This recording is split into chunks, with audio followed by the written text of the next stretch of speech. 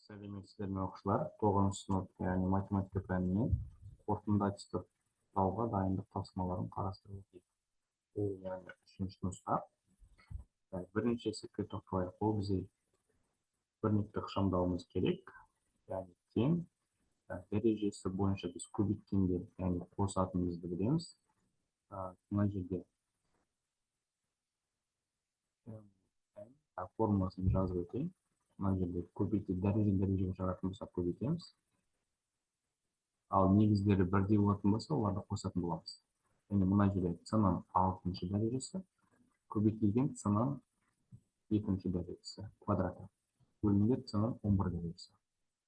Негіздері бірдей алымы. Яғни біз оларды қосады екенбіз. С-ның 8-ші дәрежесі бөлімдер с-ның 11 дәрежесі. Енді бөлімдері бірдей болса, біз негіздері бірдей, бөлімдері алымы әртүрлі болатын болса, дәрежелері әртүрлі болатын болса, біз яғни азайтамыз. С-ның 8 дәрежесі азайтамыз с-ның 11 дәрежесі, с-ның -3 дәрежесі.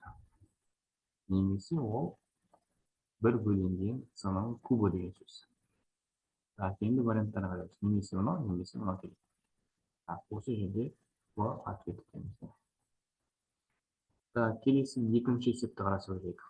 4 үміткердің ішінен төраға мен орынбасарын неше тәсілмен таңдап алуға болады. Яғни 4 үміткердің ішінен деп тұр ғой. Мына жерде 4-те 2 деп қарастыруға болатын жерде. Факториал 4-тің факториалы. Мына жақта 4-тен 2-ні аламыз, 2-ның факториалы. Ол 2-мен алымын ашатын болсақ 4, 2-ның факториалы көбейту 3, көбейтілген 4. Бөлімінде 2-ның факториалы. 2-мен 2 қысқарады, яғни 3-пен 4-ін көбейтілсе 12. Ответіміз Д. Келесі есепке келетін болсақ, үшіншісі көбейткіштерді көп мүшелері көбейтінді түрінде орындамыз дейді. Және біз жақшаны ашамыз осы жерде. 2х квадратты көбейтеміз -х-ке шығады -2х-тің кубы. Қосылған 2х квадратты көбейтеміз 4-ке 8х-тің квадраты. Сосын -3-ті көбейтеміз -х-ке 3х-тің квадраты. Қосылған 3х-ті көбейтеміз 4-ке 12х. Енді ары қарай біз ықшамдауымыз керек. -3х-тің кубы ол жоқ бізде. Жазып қоямыз -2х-тің кубы. Сосын мына жерде 8х квадрат -3х квадрат. Одан шығады бізде 5х квадрат, таңбасы плюс. Өйткені 8-дің алдына таңбамыз плюс. Қосылған 12х. Енді ответке қарайтын болсақ, бұл бізде Д варианты екен. Келесі 4-ші есеп. Көбейткіштерді жүктейміз. Бұл жерде х-тің 4 дәрежесін жақшаның сыртына шығарып жібереміз. Жақшаның ішінде қалады 8 -2 куб. Енді жақшаның ішін қарайтын болсаңдар, бұл 7-ші сыныптың қысқаша көбейту формуласына келеді. Яғни а куб минус б кубқа. Х-тің 4 дәрежесі. А куб минус б кубты мына жерге жазады. А куб минус б куб. Кейін екі өрнектің мына жақта айырмасы көбейтіндісі 9 квадрат. Мына жақта а квадрат плюс аб қосылған б квадрат. Енді осыған жүктейміз. 8 деген 2-ның кубы деген сөз. Және сразу 2 минус х деген сөз. Екінші. Жақшада бізде а. А-мыз, значит, бізде 2 екен. 2-ні квадраттаймыз. Яғни 4 болады бізде. Келесі аб-ны көбейтеміз. Яғни мынау көбейтіндісі. Ол бізге береді 2х. Таңбамыз плюс 2х. Сосын б-мыз, яғни х болып тұр. Х-ті квадраттаймыз. Плюс х-тің квадраты. Так, енді жауап бойынша ол қайсысынан келеді? Әрине, ағасыншы тұр екен. Так, жақсы, келесі теңдеулердің түбірлерінің қосындысын табыңыз дейді. Яғни 5-ші есеп. Так, мына жерде минус 25 болғандықтан, давайте дискриминантында болады. Дискриминант 64 қосылған, өйткені мына цымнан минус болып тұр дейді. 4 көбейтілген 25. Енді бізге шығады, так, 164 шығады. Дискриминантын 164 шығады. Енді x1 мен x2-ні табатын болсақ, 8 плюс минус 164. 164-ті біз қалай жетеміз? 164-ті 4-ке бөлетін болсақ,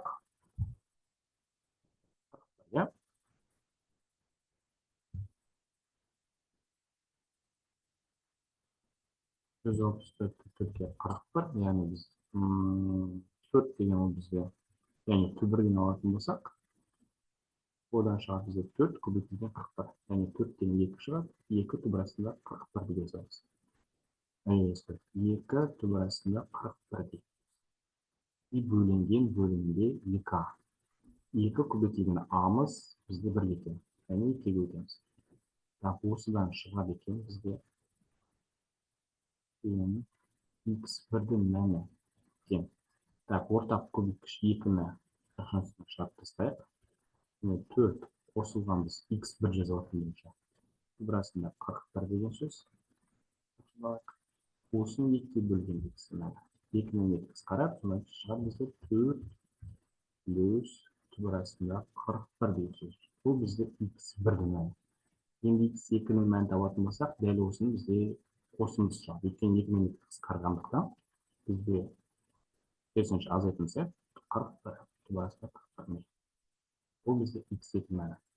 Енді түбірлердің қосындысын таппайық. Яғни осы екеуін қосатын болсақ, 4 қосылған 4 түбірасында 41, қосылған 4 минус түбірасында 41.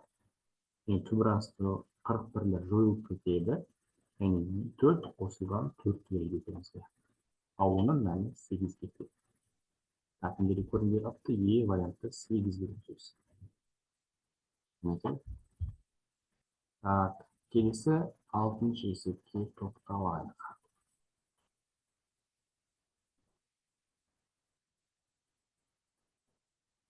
Кері пропорционалды функцияның графигі. Кері пропорция дегеніміз ол гипербола бізде. Так, гиперболаның сызбасы білесіздер. Так, мынаны сразу белгілеп қояйық, гипербола. Бұлай өтеді, немесе бұлай өтеді. Яғни екеуі. Так, сосын 1 мен 3-ші өтеді. Яғни 2 түрлі.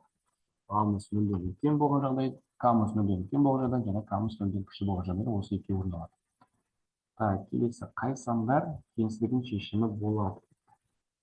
Ол үшін біз x1 мен x2-ні табамыз. Мына жерде вейтпен шығара салуға болады. x1 қосылған x2-нің мәні ол қарама-қарсыға тең, яғни 4-ке тең болады. Екінші x1 мен x2-нің көбейтіндісі минус 5-ке тең. Бұл бізде қандай сандар дейді. x1 және x2. Так, әрине ол 5 пен минус 1 деген сөз. Көбейтіндісі минус 5-ті береді, ал қосындысы 4-ті береді екен. Енді координаталық түзуді кескіндейміз мына жерде. Кескіндейміз.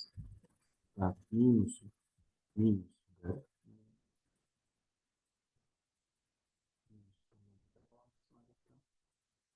Сосын 5-ті бояп аламыз. Енді бізде А-ның мәні плюс болғандықтан, плюс, минус, плюс деген сөз. Енді бізге кіші мән керек. Мына жерде ол кіші мән. Яғни кіші деген ол минус жақты аламыз. Ол минусымыз ол мына жерде. Минус 1 қосалғандағы 5-ке дейінгі қосалған дейінгі аралық. Осы жердегі сандар қанық. Минус 5 кірмейді бізге. Минус 2/145 кірмейді. 2/5 кіреді. Жетті кірмейді. Е варианты минус 8. О да кірмейді минус 8-ге. Яғни 2/5 деген аралыққа кіреді деген сөз. Шешімі болып отыр. Келесі есеп ықшамда. Дәрежеге қатысты есептер. 27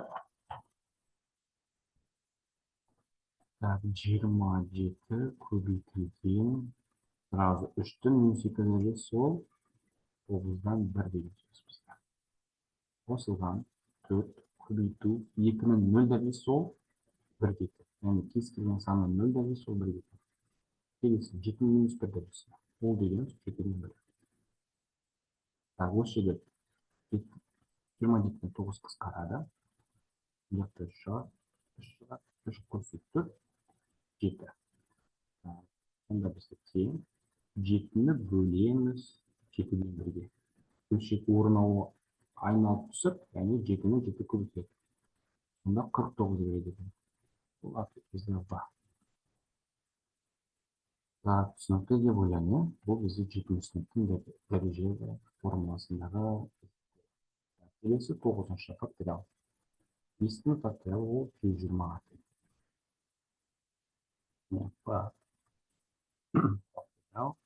N-ның факториалы ол дегеніміз. Яғни 1-ден 5-ке шейін көбейтілгісі деген сөз. Ол 120-ға тең.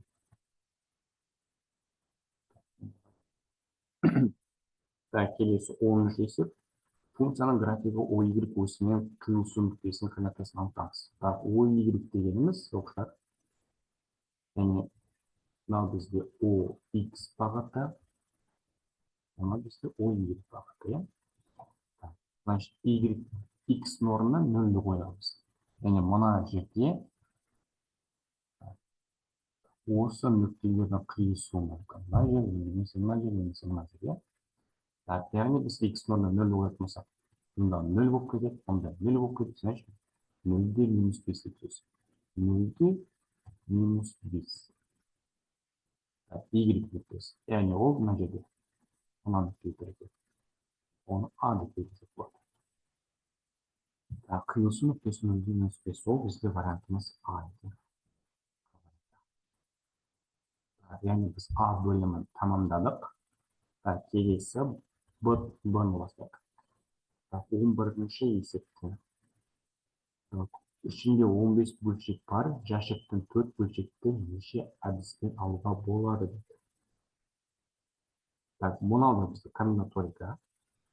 Біз оны 15 бөлшек, онан 4 бөлшектің неше әдіспен аламыз.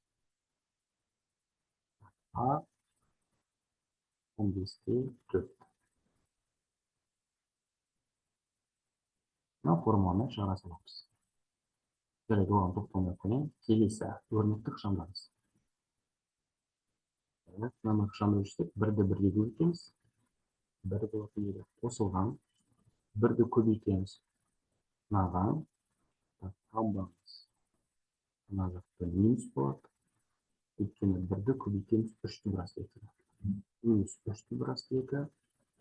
Қосылған 5-ті біраз екіні көбейтеміз 1-ге. Яғни 5-ті біраз екі. Қосылған 29. Тең. 1.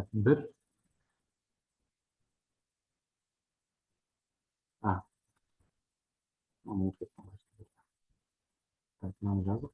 5-ті біраз екіні көбейтеміз 3-ті біраз екі. Яғни 5 пен 3-ті көбейткен 15. 15 көбейтілген 2. Ол бізге 30 береді. Минус 30 болады ма деді? Минус 30. Және қосылған 29.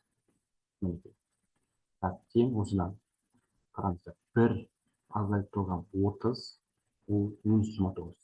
Значит, плюс 29, олар жойылып кетеді. Значит, бізде минус 3-ті біраз екі, плюс 5-ті біраз екі. Үлкеннен кішіні аламыз. 5-ті біраз екі азайты 3-ті біраз екі. 2-ті біразында 2 деген сөз. Және осыған сіз 2 балды алады екенсіз.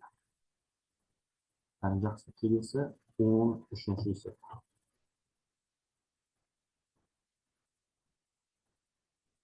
Так, 13-ші бөлімі жасалған құтылымыз депті, айырылымыз. Және дәл осының түйіндемесін көретеміз. 2 тубырасындағы 5, қосылған тубырасты 7, и алымында соны көретеміз. 2 тубырасындағы 5, қосылған тубырасты 7 көретеміз. Осы жерде бөлім нешеге тең болады? 2 тубырасында, яғни қысқаша көбейтіп формуласы тұр, а минус б, а плюс б деген сөз. 2 тубырас тірес көбейтіп 2 тубырас тірес. 2 мен 2 ол 4, 5, жақтан 5 шығады. Яғни 20. Мына жерге бөлімді 20 деп қойып. 20. Азайтылған. Тубырас 7 көбейтіп тубырас 7 береді. Яғни 7 төресі. Солай бізде сақталады, иә?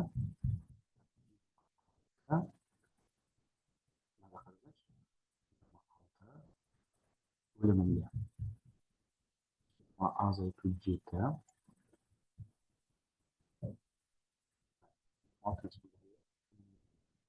26 көбейтілген 2 тубырасындағы 5. 2 қосып тубырасында 7 көбейтілген. Қайта аштайын. Тең, қараңыздар. 26 мен бөліміндегі 20 азайту 7 13 шығады. 13 пен 26 қысқарады. 2 шығады екенінде. 2 тубырасындағы 5. 7 деген шамды. Бұл мәні бізде. Келесі 14-ші есепке назар аударайық. 14-ші есепті мына жаза қойдық. 14-ші есепті жаза қойдық. Яғни ортақ бөлімі x квадрат минус 4. Болады ол бізде x квадрат минус 4. Азайтылған 4 минус x квадрат. Мына жерде яғни x квадрат минус 4-ке келтіріп алу үшін, яғни мынаны орындарын ауыстыра аламыз. Ауыстыратын болсақ, минусымыз таңбаның алдына шығады. Значит, x квадрат минус 4, минусқа минус плюс болып келеді. X квадрат минус 4. Мына жерде минусымыз алға түсті. Бөлімде, значит, бізде 2 жақшаға жүктеп қойық. X минус 2. Алыма бізде x плюс 2. Осы жерде x плюс 2 мен x плюс 2 қысқарып келеді. Жауап бізде береді. X минус 2-де 1 деген сөз. Яғни бұл бізде 14-тің асы осылай шығады. Келесі, мына жақты өшіріп тастаймын.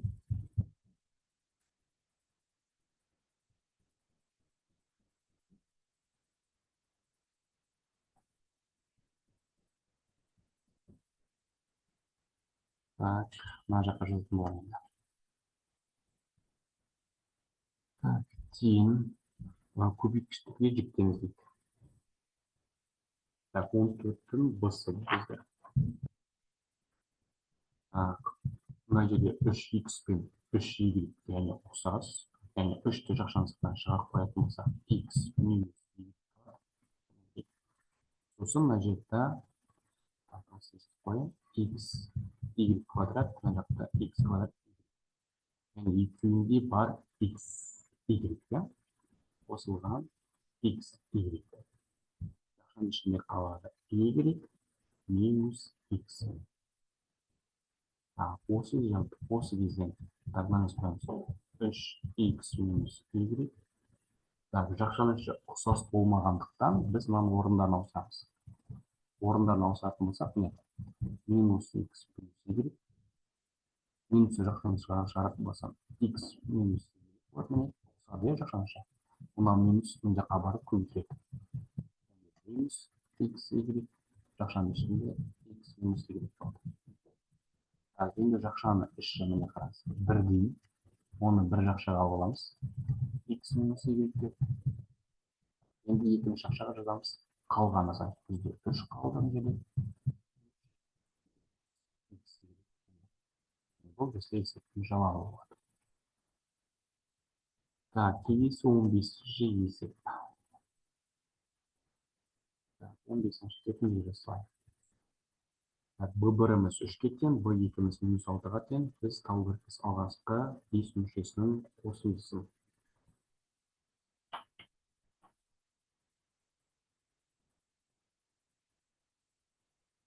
Формуласын жазып Sn тең B1 көбейтілген Q'ның n дәрежесі -1. Бөлімінде Q -1. Енді n мүшесінде болатын болсақ, n. n мүшесі кетеміз. Жасақ B1 көбейтілген Q n-1. Осыдан бізде Q табылып еселікті. Q-дің мәні B2-ның B1-ге қатынасы. Ол дегеніміз -6-ны 3-ке бөлеміз. Бұлар шығады, Q-дің мәні -2. -2 шықты. Енді біз Sn, қосындысында болатын болсақ, 5 мүшесі. S5 дейміз. Алғашқы 5 мүшесінің қосындысы еді. 5 мүшесінің қосындысы. B1-дің мәні сразу жасайық. B1-дің мәні 3-ке тең көбейтілген. Q-дің мәні бізде -2. -2-ның 5 дәрежесі.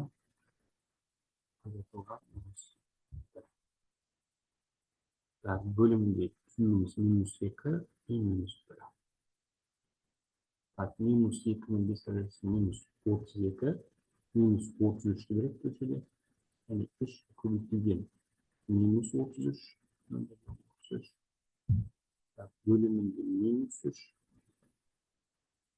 Осы жерден қысқарып кетеді бізде. Тең 33-ке. Жауабымыз 33-ке тең. Өйткені номинал кетті, минуспен минус, ол плюс көп. S5-ші мүшесінің қосындысы 33-ке тең.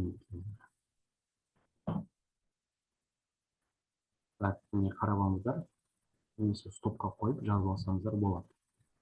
Келесі мен осының жүремін. Ары қарай 16-шы тапсырма. 16-шы тапсырмаға келеді. 16-шы тапсырма. Футбол командасында 11 адам бар. Топ басшысы мен оның орынбасарын қанша тәсілмен таңдауға болады? Бізде бағана қандай есеп. 11-де сразу 2 дей салайық мына жақтан. Тең. Сразу ашайық.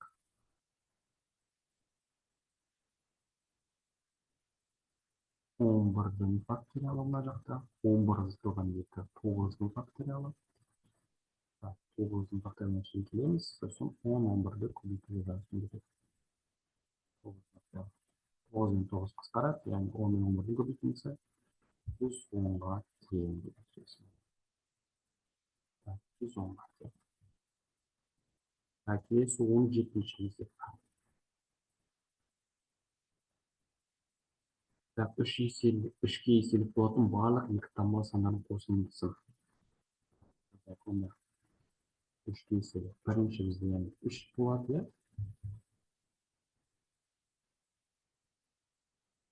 Қосылған 3 n-1 тең, яғни екі таңбалыда 9-ға 3-ке бөлінетін ол саны максималды 99.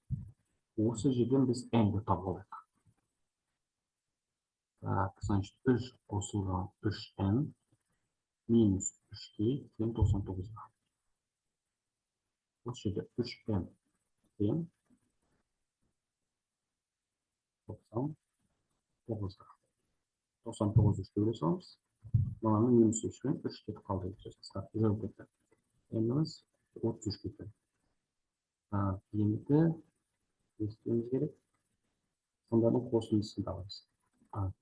S33 қосындысы.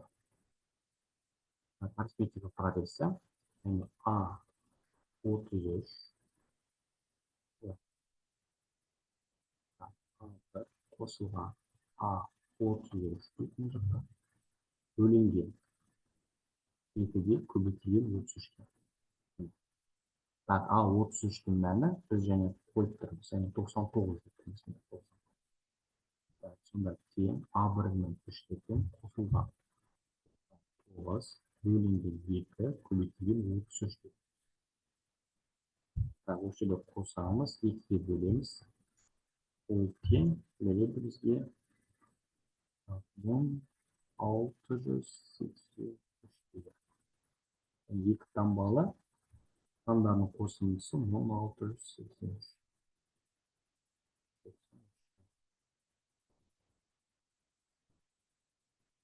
Так, жақсы. Жазып алсаңыздар, қарап алсаңыздар, келесі өшкен. Немесе пауза қарап жазып алсаңыздар болады. Келесі 18-ден бастаймын.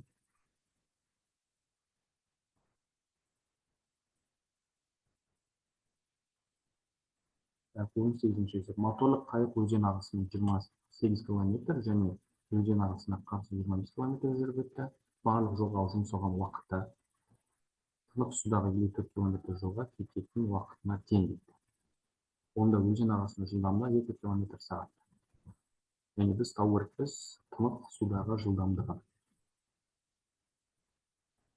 Жазайық сонда. Бізде 28 өзен ағысымен болған. Ағыспен болса біз және қосады екенбіз, жылдамдыққа ағысқа қосамыз. Қарсы болса айтамыз. Так, мына жақта меншікті жылдамдық бізде берілген x болсын. Так, ағыс бізде 2 км сағат тұр. Так, келесі қосылған ағысқа қарсы бізде 25 жүрді. Так, бөлімінде ағысқа қарсы x минус 2 тең 54 бөлінген x. Так, енді ортақ бөлімді аламыз, оны толықтау үшін жазамыз мына жаққа. x минус 2 x плюс 2 болады. Мына жаққа сразу жасалайын. X квадрат минус 4. Так, осы жерден шығып бізге көбейткен сразу 28x-ті жазалайын. 28x x минус 2 қосылған 25x x плюс 2 тең 54 жақшының үстінде x квадрат минус 4. Так, сонда 28x-тің квадраты шығады. Азайтылған 56x қосылған 25x-тің квадраты қосылған 50x тең. Мына жақта 54x-тің квадраты және 54-ті минус 4-ке көбейтеміз. Сол минус 216. Так, осы жерде x квадраттағы астын қарап шығайық. 28 қосу 25 ол 53. 54-тен 53 қалатын болсақ x-тің квадраты шығады. Келесі минус 56. Оң жағына орған болып қосылады.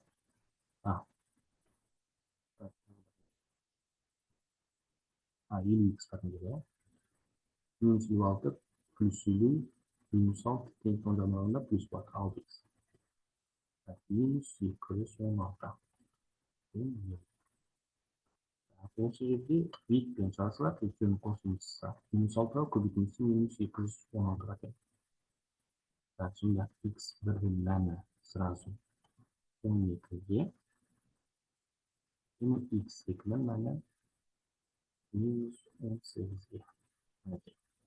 Сонда x 12-ге. Тегіс сан емес, біз 10 сан аламыз. Яғни жауабы бізде өзен қайықтың тынық судағы жылдамдығы 12 км сағат.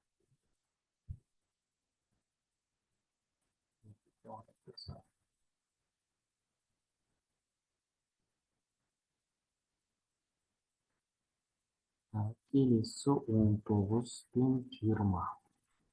19-ды қарасаңыздар, бұл бізде бөлімі қысқаша көбейту формуласына ұқсайды.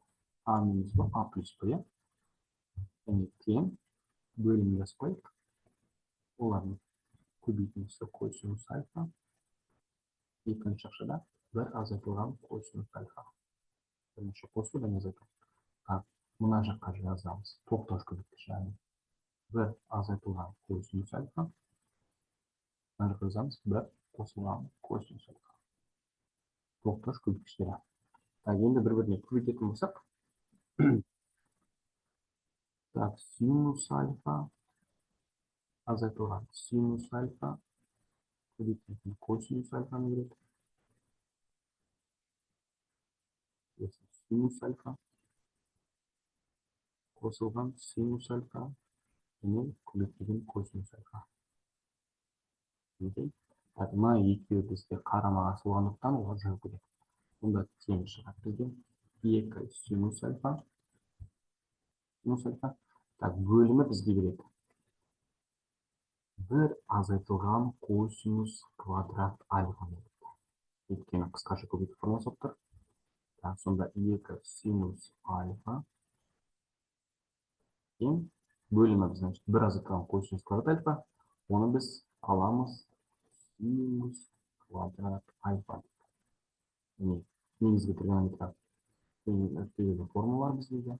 Қысқартамыз дәрежелерді. Сонда 2 қалады алымында. Бөлімінде синус альфаны береді. 2 бөлімінде синус альфа.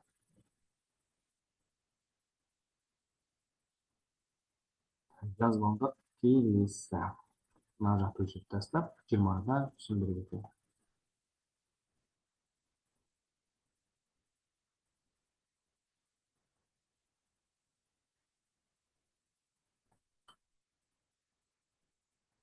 X минус 1, екінші шақшада X плюс 2, сыртында квадратты 2, бөлімі минус 1, минус X. Алымын нөлге теңестіреміз. X плюс 2 тең 0, және бөлімін минус тең емес 0 деп қарастырамыз. Бұл жерде X тең 1 шығады, бұл жерде X тең минус 2 шығады. Мына жақта X тең тең емес минус 1. Кірмітал түзегі кескін дейміз. Минус 1. Минус 1. Мұның алдында минус 2 бар бізде. Және 1 бар. Интервал. Енді қараймыз. Мына жақта бізде минус 3 деген санды алып қоятын болсақ, минус 3 деген сан. Мына жерге қоятын болсақ, минус 3, минус 4, минус шығады екен жақта. Минус 3 плюс 2 минус шығады. Мына жақта плюс. Минус 3, минус плюс, плюс қояды. Минус 3, минус 4, минус. Мына жерде плюс деген сөз. Келесі мына жақта минус 1,5 аламыз. Минус жоғары мына жақта. Мына жақта плюс, мына жақта минус жоғары. Бізге керегі үлкен аралық. Үлкен аралықты бөле саламыз. Бұл мынау, және де мынау. Үлкен аралықты тағы да бір тексеріп шығайық мына жақтан. Мынаның арасында 0 деген бар. 0-ді қоятын болсақ, минус 1 шығады, 0-ді қоятын болсақ, 2 шығады, 0-ді қоятын болсақ, минус 1 шығады, минусқа минус, ол плюс болды дұрыс. Үлкен аралық. Және де минус 3-ті қарап қойдық. Минус 3, минус 1, минус 4. Мына жақта минус 3 плюс 2, минус 1, минусқа минус плюс болып. И бөлімі минус 1, минус, еще өзінде минус болғандықтан ол плюс береді. Жауабы жазып минус x тең минус 2-ге дейін және 1,5 минус 1-ден 1-ге дейінгі аралық деген сөз. Бүгінгі сабағымыз аяқталды. Молда 3-ші нұсқаны талқыладық. Сіздерге болған